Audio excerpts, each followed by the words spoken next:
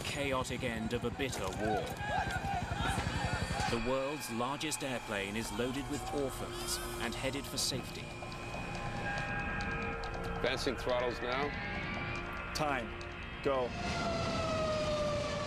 We needed to get out of missile range. But only minutes into their escape, there was this loud explosion, one quick bang. What was that? the plane is out of control I kept going faster and faster and faster. and headed for the ground. Prepare for emergency landing! Mom, get down!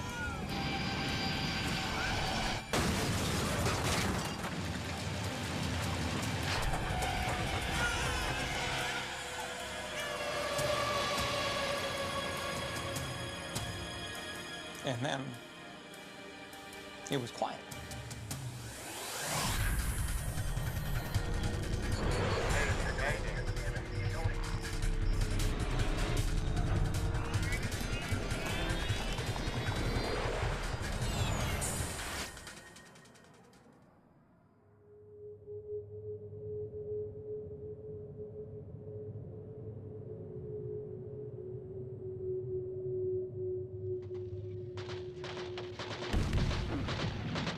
South Vietnam, April 1975.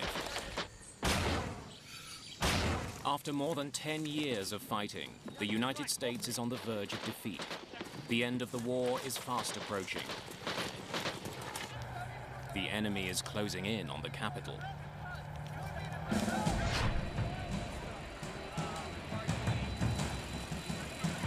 On April the 4th, at a military base in the South Vietnamese capital of Saigon, a strange cargo is being loaded onto an enormous C-5A Galaxy. This is one of the largest planes in the world.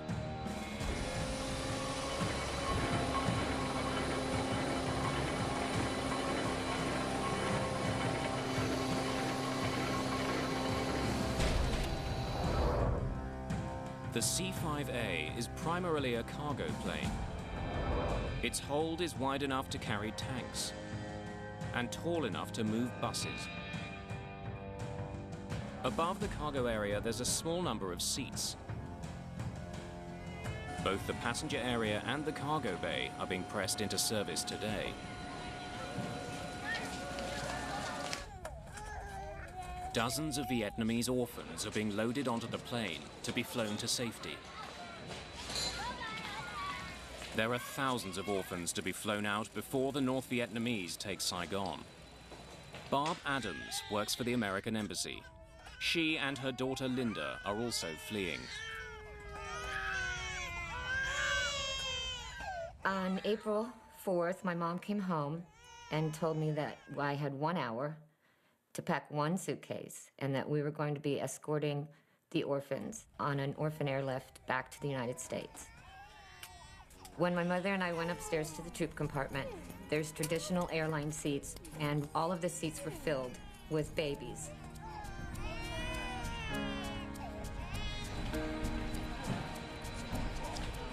Sergeant Ray Snediger is in charge of loading the plane's massive cargo bay. Make sure it's secure. We got people down here. It was hard to control the situation. So many people were there, so much news media, so many people from the orphanages, so many military people, that it was actually pure chaos. Just the day before, American President Gerald Ford announced the start of this desperate mission of mercy, a remarkable effort called Operation Baby Lift. I have directed that C-5A aircraft and other aircraft especially equipped to care for these orphans during the flight be sent to Saigon. I expect these flights to begin within the next 36 to 48 hours. Arnold Isaacs was covering the end of the war for the Baltimore Sun. We had transport aircraft flying into Saigon every day, unloading military supplies and going back empty. And so it was decided that they could carry out the orphans on those returning flights. There were a lot of cameras and reporters out there covering the loading and the departure of the plane.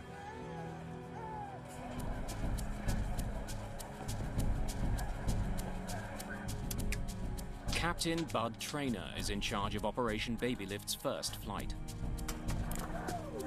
I got a call from the command post back in the States, and they said to me, how many people could you take out of Saigon if you were asked? Because of the last-minute nature of the flight, they're running behind schedule. The plane is already 5 hours late, and Captain Traynor wants to be in the air. He orders the cargo bay doors to be closed. Tell me what. Doors closed. Loadmaster closed cargo bay doors.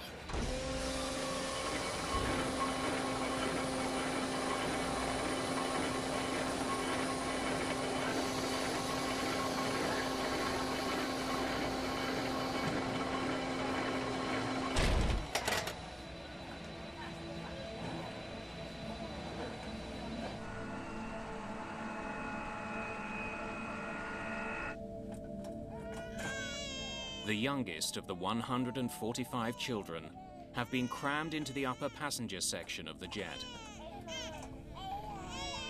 My mother and I were both assigned 3 rows of seats with maybe 4 to a row. So it would be 12 to 15 babies that we would be taking care of on the flight, feeding them, changing them, whatever they needed to have done. There are 102 older children in the cargo area below. A number of adults from the American Embassy are also down here, keeping an eye on the orphans. The cargo plane is heading for Clark Air Force Base in the Philippines. It's a 2.5-hour flight. From there, the orphans will be sent to adoption agencies in North America and Australia. We needed to take off from Saigon and make a very rapid ascent to get out of missile range. Cargo planes are easy targets. They're slow-moving and large. The possibility of an attack is very real. Just 5 days before, North Vietnamese troops captured the South's second largest city, Da Nang. South Vietnamese forces are retreating towards Saigon. In the capital, the situation is chaotic. Thousands of South Vietnamese civilians are desperate to leave. Every day another province was lost, especially after Da Nang fell. The population of Saigon, I think, began to fall into a sort of a paralyzed, petrified terror.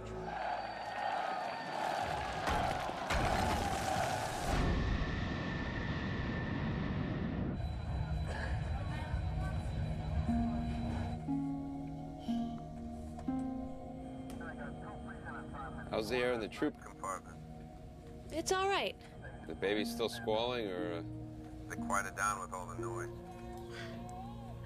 Most are asleep. Just as well.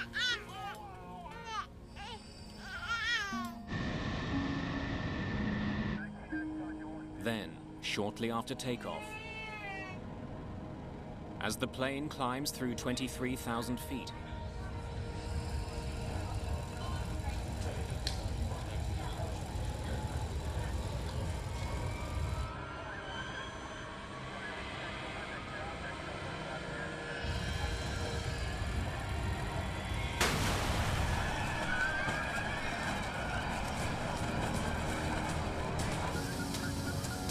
When the rapid decompression occurred, the plane filled with this mist. And so until it dissipates, you cannot see. And there was this loud explosion, one quick bang. What was that? And she said, I'm not sure. And you could feel the plane heading downward. Debris started flying around.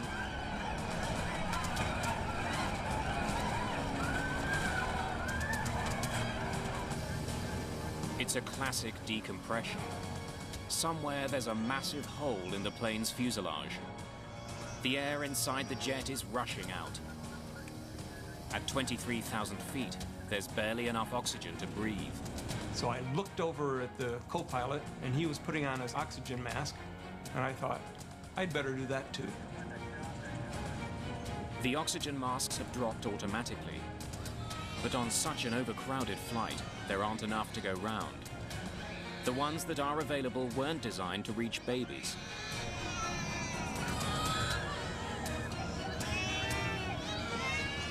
As I looked out the window, I saw the ocean, and I said to my mom, I said, we're crashing, aren't we?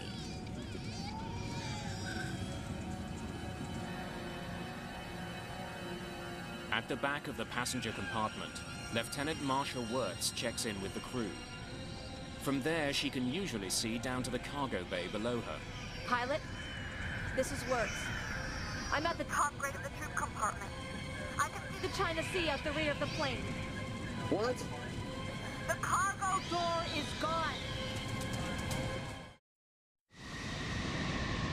The inaugural flight of Operation Baby Lift will not make it out of Vietnam. The next few minutes will determine if anyone even survives. Oxygen levels are dangerously low. Unlike the passenger compartment above, there are only a few portable masks for passengers in the cargo bay. My first priority after a rapid decompression is to get the aircraft back down to a breathing altitude for all the passengers, which is 10,000 feet. We're taking it back to the airport. And so I turned 180 degrees, and now I'm heading back for Saigon. But before he gets back to Saigon, Sergeant Snedeker. Trainer needs to know how bad the situation is. The airplane is going down in a left bank. At that particular point, I sense that we're going down. I go to the cockpit. Sir! See what's going on. And Captain Trainer tells me to go to the cargo compartment to see what's happening down there. When I was in my descent, I went to my maximum speed, which is what you're supposed to do, to get to 10,000 feet. I got to my maximum speed, and I pulled back on the yoke, and nothing happened. I kept going faster and faster and faster. Trainer's plane is diving to the ground, and he can't get it to pull up. At the back of the plane, Ray Snedeker descends into the center of the storm.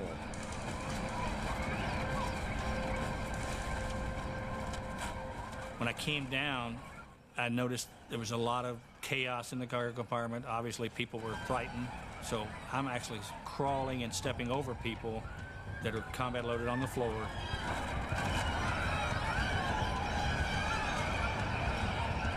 And I saw this huge gaping hole in the back of the airplane. All daylight back there. And then Snedeker spots what could be an even more serious problem. Hydraulic fluid is pumping out. Control cables are dangling in the breeze, flopping back and forth, and it just reminded me of looking at some spaghetti. That was the first thought in my mind. The flight engineer also notices that the plane is losing its hydraulic fluid fast. Pilot, we've lost number 1 hydraulic system.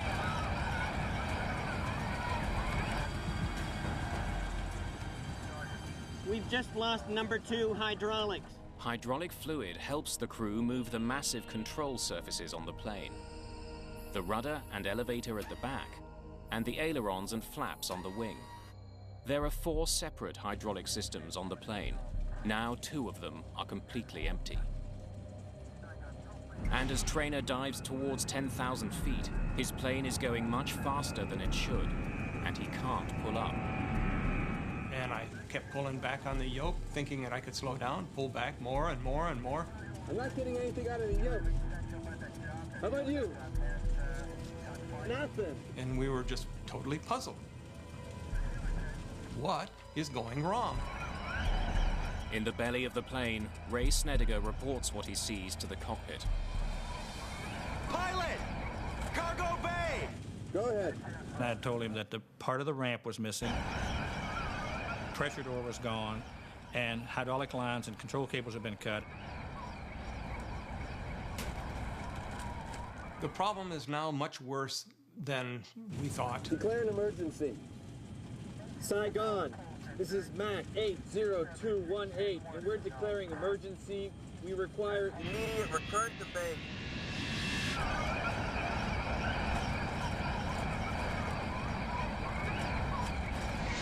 After struggling with his crippled jet, Trainer's efforts finally seem to pay off. And now the airplane levels itself off, and we're saying, wow, thank goodness that we're finally making it out of this. As quickly as it leveled off, the plane begins to climb again. The nose of the jet begins pulling up into the sky. And so I relax the yoke, and what happens? Nothing. I'm still going straight up now. Unless Trainer can gain some speed, his plane will soon stall and tumble from the sky. And it got higher and higher, and pretty soon I'm going almost straight up. In desperation, he dips one wing, forcing the nose down. I'm now in a very, very steep dive, and there's nothing I can do, seemingly, to bring the nose up. And so, counterintuitive, I added power, and when I did that, the airplane pulled itself out of the dive, and I started to go back up again, but this time I stopped it at 10,000 feet and rolled out, and I realized that I had learned how to control the airplane. Trainer can't control his plane's pitch as he usually does, by pushing and pulling on his control column. Instead, by gently increasing and decreasing power to his engines, he seems to be able to keep his plane level. At that point, I've realized that my only pitch control was the throttle. The plane has descended to 10,000 feet. There's now enough oxygen to breathe. 100, it's safe to remove our mask. Gear down, before landing checklist.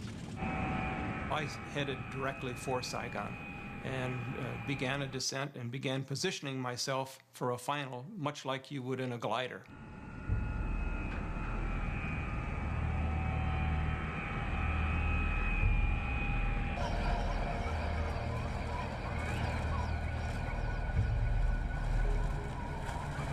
Don't worry. They're taking care of it up in the cockpit. We're gonna be down soon. I'm trying to provide comfort to these passengers. At the same time, I know we're in serious trouble because the airplane is still going down. Captain Trainer has coaxed his injured jet down to just over 4,000 feet. 11 kilometers from the airport, he turns his jet to line up with the runway when his plane surprises him again. In the final turn to the runway, when I banked the airplane, the nose dropped and I couldn't continue my turn. I had to level the wings so that I had enough lift that the nose didn't keep descending. Captain Trainer had to stop turning before he could line up with the runway. He's now losing altitude fast, and his prospects are becoming increasingly grim. While we were working in the cargo compartment, the loadmaster came to me and said, we need to get upstairs because we're going to crash land.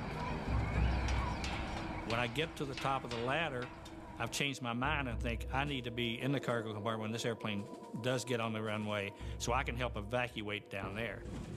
As I try to leave, the flight engineer grabs me by my left elbow, throws me into a seat, and about the time I hit the seat, I can hear the ground screaming. It's a loud scream. It's coming closer. Prepare for an imminent crash landing. Get down on the floor! Prepare for emergency landing! Mom, get down! When we started to go down, my mother and I were focusing on what should we be doing to brace for impact. We had a big open field in front of us. When I got within about 200 feet of the ground, I said, "We're going in!" The plane is hurtling towards the ground at almost 500 kilometers per hour. I reach down, grab my seatbelt, and when the seatbelt snaps,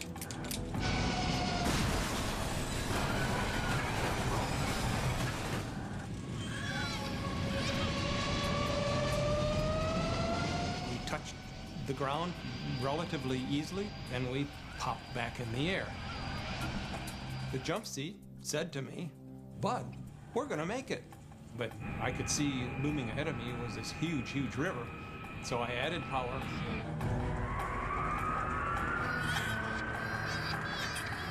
My mom was on one side of the aisle, and I was on the other. And she says, come over here and sit with me.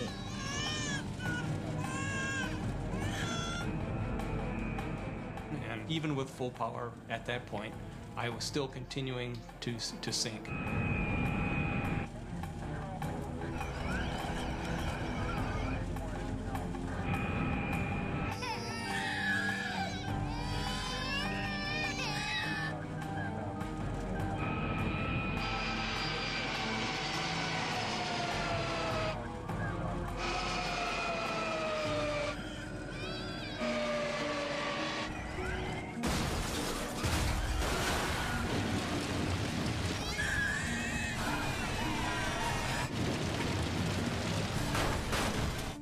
My whole life went into slow motion. The airplane is coming apart where I'm sitting. All kinds of debris is flying through the air. And it went on and on and on. It seemed like forever. When I was going upside down, I remember saying, goodbye to my wife a couple of times, because I was a goner.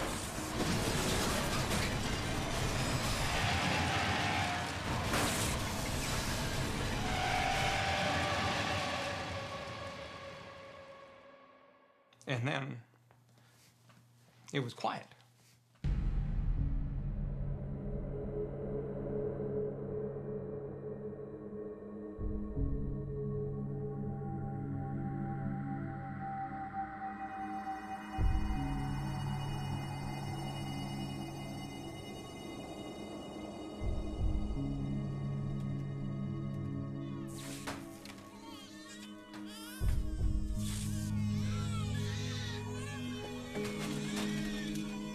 When the plane came to a stop, I looked for my mom. I didn't see her anywhere. At that point, it was all a little bit surreal that I didn't even really know what had just happened. All I knew was that we needed to get the babies out of there.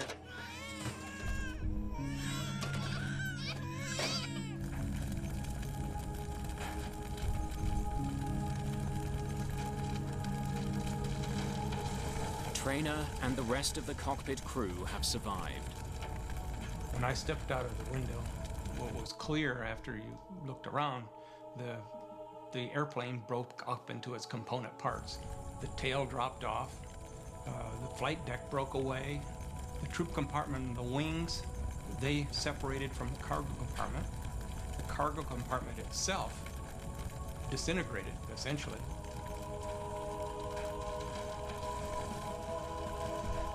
Behind the cockpit, the plane's wings, which hold the fuel tanks, are burning.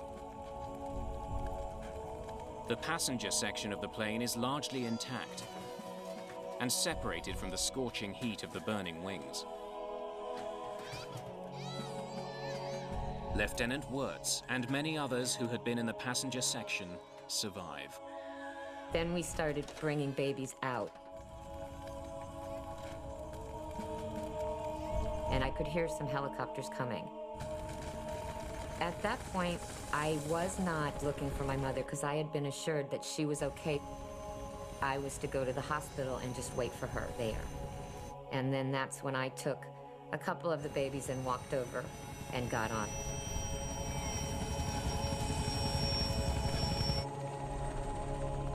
A day that began with the promise of hope has ended in disaster.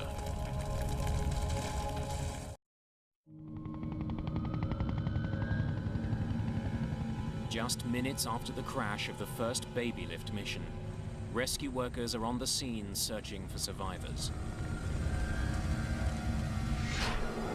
Almost everyone in the cargo area was killed instantly when the plane slammed down the second time.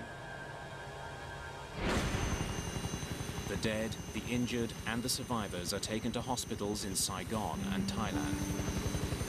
Since I was not injured, I just took a seat and was waiting for my mother while they brought in a lot of the babies. Then somebody came over to me and told me that my mother had died. I remember holding on for dear life. So she said, come over here and sit with me. Barb Adams' last decision was to be near her daughter. Just as I sat down on the floor, we must have hit. She flew forward somewhere. And that's the last time I saw my mother.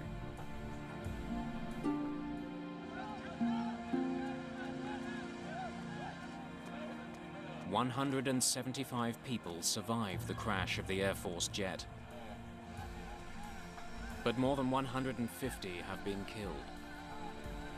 More than half of them were children.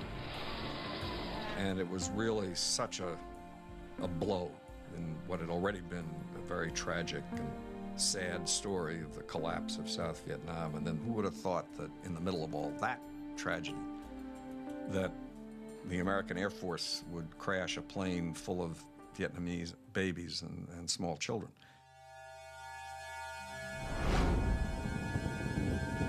The investigation begins immediately.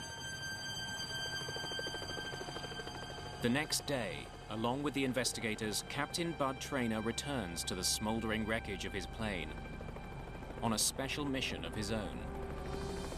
I had to leave a couple of crew members out at the aircraft. And so I went back the next morning. The bodies of 2 dead crewmen are still pinned down by the wreckage. So we took a lot of tie-down chains and put them together and did the old heave-ho with a whole lot of people to move the flap of wreckage that was pinning the 2 crew members.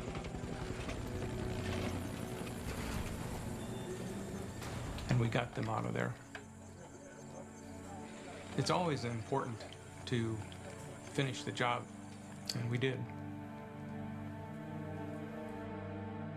But then I had a very naive approach to what was going to happen next. I kind of envisioned the guys in the silver helmets and put out the white rope. This is going to be a secure site. And that was when I got the shock that, hey, there are no guards out here. There's a Vietnamese soldier going through my suitcase wearing my flight jacket.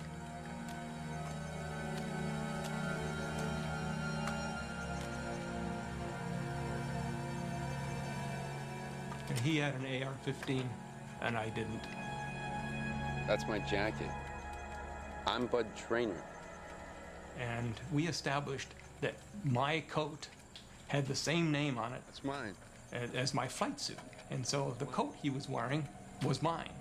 So he begrudgingly gave me my coat and then proceeded to go through the rest of my suitcase.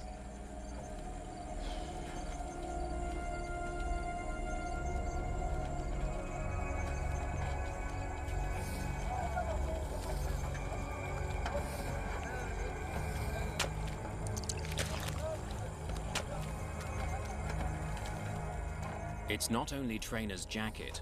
Looters are picking the plane clean. Dave Scheiding is a structural engineer with the Air Force. When we got to the site, we had some concern to begin with because there was a tremendous amount of civilian people out there actually picking up parts, which, of course, that didn't help us much as far as the investigation goes. He's part of a team that goes to Saigon to try to figure out why the plane crashed. This investigation was very unique from a couple of standpoints. The first standpoint, of course, the people taking parts away from us, but second, the country was in extreme chaos. It was essentially falling. Frank Huskin is also part of the investigative team. The NVA and the VidCong are all around, and we were only out there during the daytime, but it was a very uncomfortable feeling. Very uncomfortable feeling. One of the first things we wanted to rule out was sabotage and a bomb. So we brought in dogs from the Philippines, bomb-sniffing dogs. Take him back there to the rear of the plane. With North Vietnamese soldiers so close, a direct attack or sabotage are obvious theories.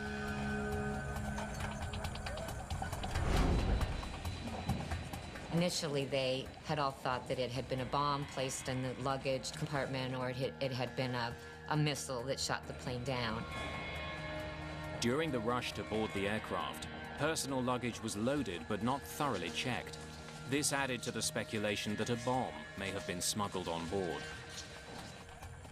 The dogs find no trace of a bomb, and investigators find no evidence of explosive residue on the plane.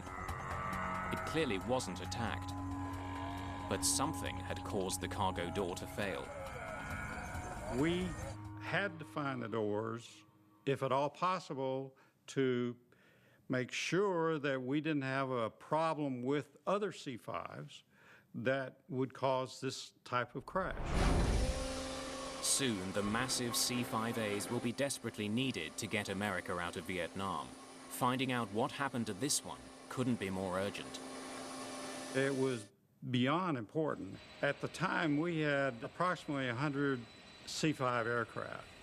We grounded the C-5s until such time that we could figure out, one, what the problem was, and two, what were we going to do to prevent it from happening again.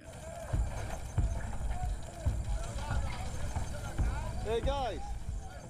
As they examine the wreckage, investigators also try to find out why the crew had such difficulty controlling the plane. Look how this is sheared off. The cables that Ray Snediger saw leaking hydraulic fluid were the ones that controlled the plane's elevator. Since the elevator controls pitch, Captain Trainer had no way of guiding his plane up and down. Cargo bay! Declare an emergency. Saigon. Emergency. Return to base. When there's no control of the elevator, which allows for up and down pitch, an airplane will set up an oscillation up and down. His oscillation started as nose was going down, and then it picked up speed, and then it started pitching up. A falling plane's aerodynamic properties will force it to follow a predictable pattern. As lift increases, the nose naturally tilts upwards. Without the elevators to counteract the motion, it will continue until the plane moves so slowly that it stalls, falling back to the ground. It explains the strange motion of the giant C-5A. By adjusting the thrust to his engines, Trainer was able to keep the jet from rising and falling. Investigators believe the cables were sheared off when the cargo door exploded from the plane.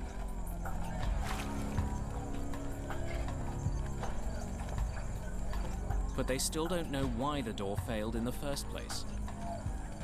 Then we made the determination we were going to have to try and find the doors. But the doors are somewhere at the bottom of the South China Sea. Our next problem was trying to figure out the ballistics of those doors.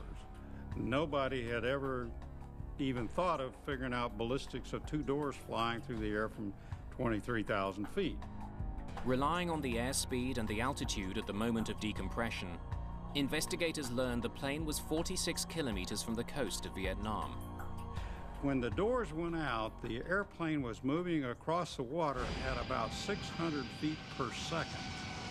Therefore, we had to come down with a pretty good estimate for the Navy to even know where to look. Ships from the U.S. 7th Fleet crisscross the South China Sea looking for the rear door. For the first several days, they can't find anything. The South China Sea has swallowed the evidence.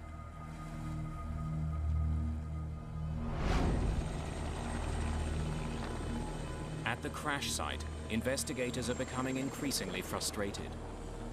A great deal of wreckage has been stolen by scavengers. An important clue could be among the pieces taken away.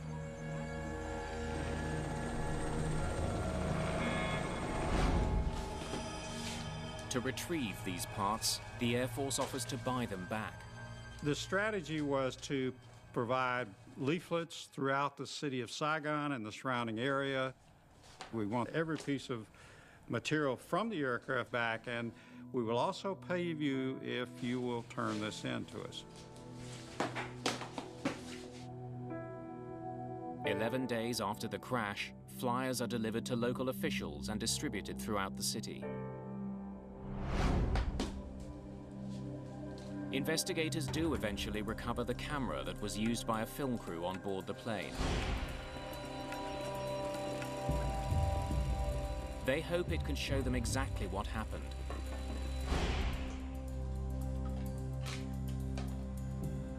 But the film inside the camera has already been removed. Another piece of the wreck turned in during the buyback program is just what they're looking for. We were trying to get the black boxes back because that's the thing we really wanted. All C-5As are fitted with a computer system that records vital information about the plane's operation. It records engine settings, airspeed, altitude, and hundreds of other parameters onto a magnetic tape. The system is called MADAR, Malfunction Detection Analysis and Recording System. It wasn't found at the crash site.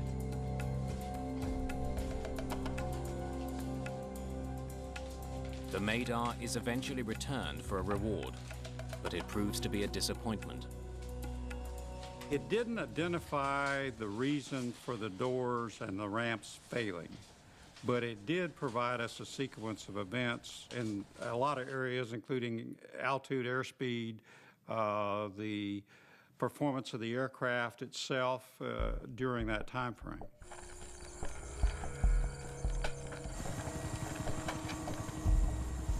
As investigators continue to look for the cause of the crash, the situation in Vietnam gets worse. 2 days after they receive the MADAR, the South Vietnamese president resigns. On April the 23rd, 100,000 North Vietnamese troops approach Saigon. The noose around the city is tightening quickly. While we were out in the rice paddy, you could see burning hamlets and villages, and in the distance they were on fire. You could hear the explosions and so forth of mortars. While the situation in Vietnam continues to unravel, the US Navy finally has some success at sea. On April the 26th, they find the cargo ramp and part of the pressure door of Trainor's plane. If investigators don't find the answers here, they may not find them anywhere.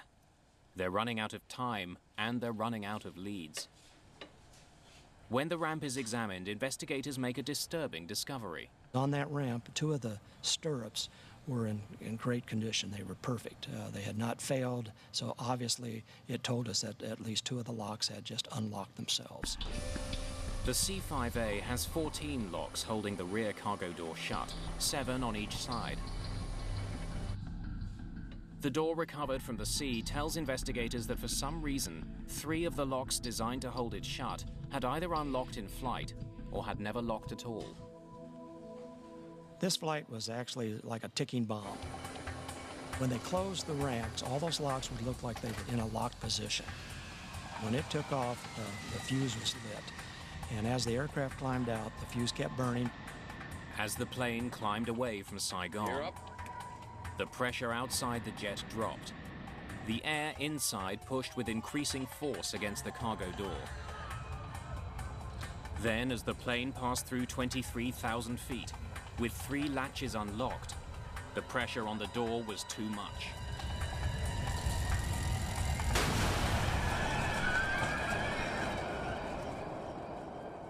With the 3 locks that failed all in a row, it was just too much load for the other 4 locks to actually pick up, and what's resulted in a catastrophic failure of the ramp itself.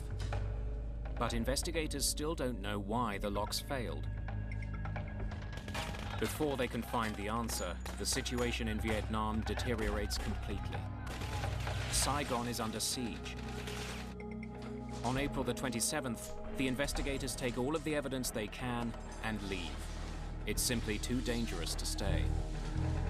When we left Saigon, we were the last 2 C-141s to leave Tonson Air Base.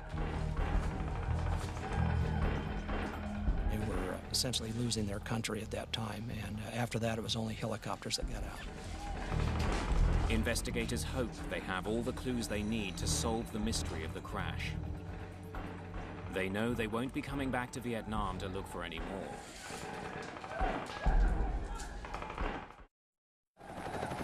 April the 30th, 1975. The war in Vietnam ends. From the rooftop of the American Embassy, the last remaining Americans in Vietnam are flown to safety.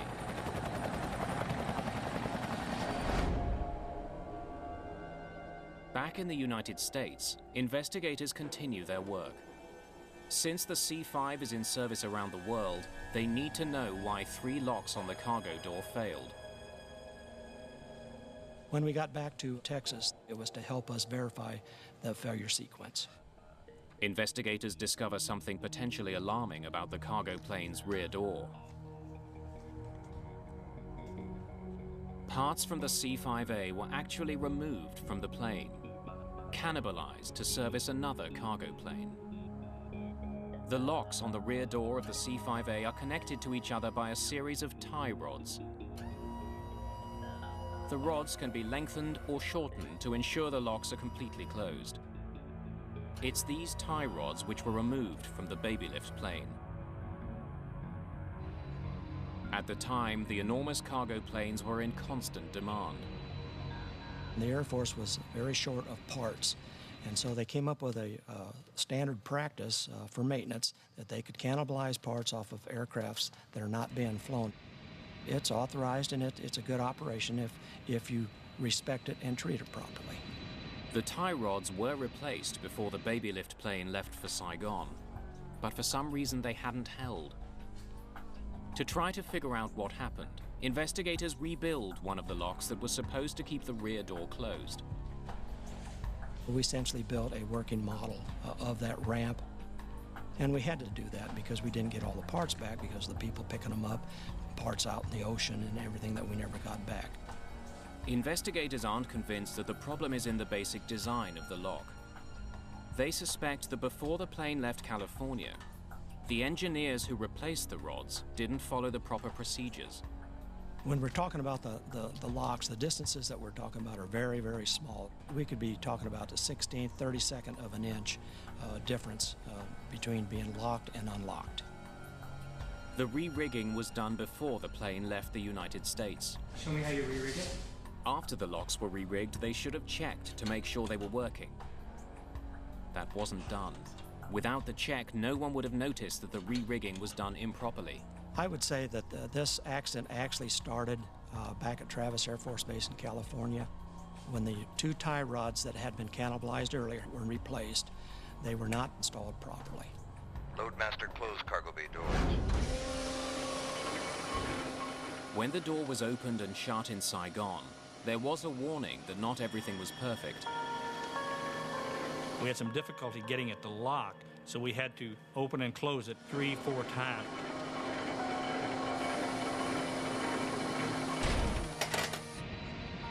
But it seemed to be routine, and in the heat of the moment, we didn't think anything about it.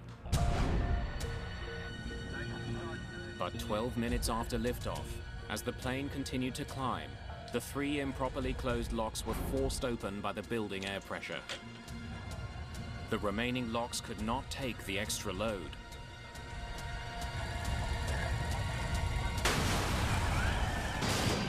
The cargo door burst open and was torn off the fuselage. The investigators have found their answers, and in their final report make specific recommendations that will make the C5A safer. As a result, the Air Force designs a pin that slips through each lock. If the door isn't properly shut, the pins can't slide into place. We essentially Murphy-proofed it by putting steel pins in there so that when the lock is in the over-center position, if you can insert these safety pins, then you know that the system is properly rigged.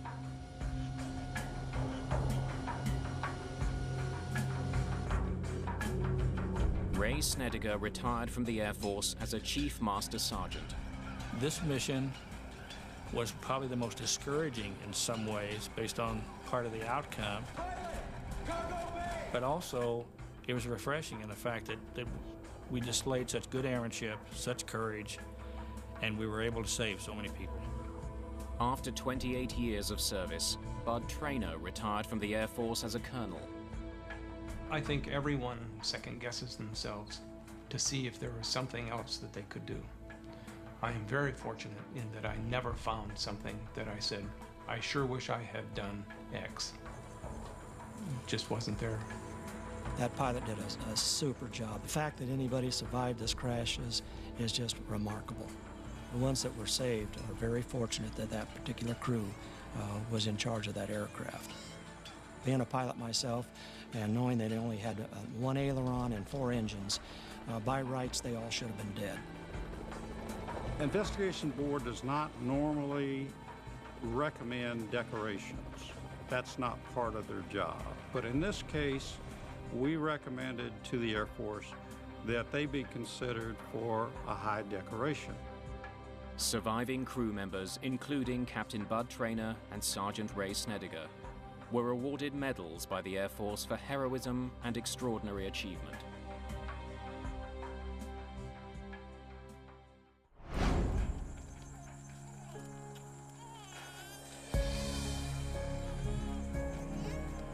One of the orphans that survived was baby Ina. Ina? Today, she's known as Kelly Jackson Brownlee. April 4th, 1975. It's definitely a pivotal point in my life where I left part of myself behind in Vietnam. When Operation Baby Lift resumed, Kelly, along with hundreds of other orphans, were flown to the United States. She was eventually adopted by a family near Seattle, Washington. There was a 25-year anniversary in April of 2000, and it brought together all of the adults that were adopted from Vietnam. And I ended up meeting someone who was very special and actually ended up marrying. Chris Brownlee and his wife Kelly were both airlifted out of Vietnam on April the 5th, 1975, one day after the crash.